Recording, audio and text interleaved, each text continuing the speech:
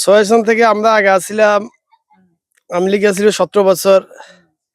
এখন আমরা মনে করেন 10 জনের 10 জনের বলে না, এলাকাতে যার চাই মনে করেন আমরা এটা সিদ্ধান্ত নিও, এটা সিদ্ধান্ত চূড়ান্ত আরো পর হবে কিলাই।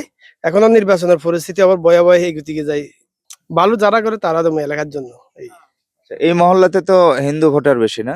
200-250 ফ্যামিলি আছে। সামনে তো জাতীয় সংসদ নির্বাচন, এবার কোন দলকে বেছে নেবেন?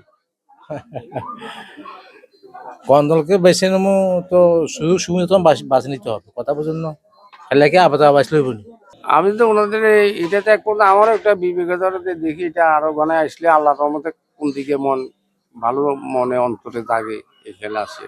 মাঠে ময়দানে কারা বেশি আসছে নির্বাচন প্রচারণা? এখন তো আমাদের ধানের শীষ একটু বৃদ্ধি আমাদের বিবেকের ধরতে গেলে চতুর্দিকে আড়াউড়া করি যেন দেখি শুনি আর কি। সামনের জাতীয় সংসদ নির্বাচনে এই আসন থেকে কাকে চাচ্ছেন? যারা মনে করেন কাজ করবে, মনে করেন দেশের উন্নয়ন করবে, এদেরকে চাই। এরা কারা?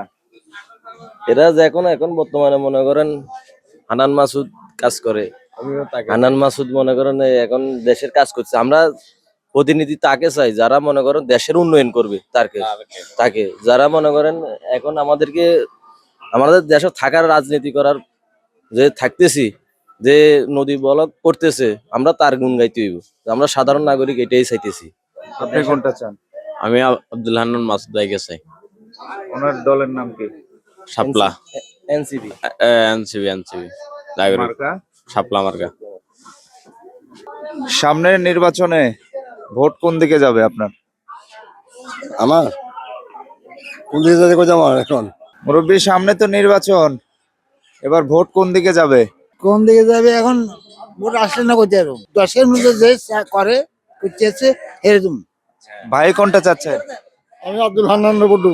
হ্যাঁ, আর আমার দেশের এই নদী ভাঙ্গার কারণে হাজার হাজার মানুষ উঠে গেছে, কই কেউ একটা বস্তা জানো, কিন্তু আব্দুল হান্নান আগে 1 বছরের ভিতরে যেটা করছে মানে আর দিনে আরো বহুত চলিয়েছে দিকে।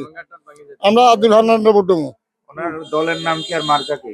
মার্গ হলো মানে সরপ্রাস বলি, বুঝলেন, এনসিপি।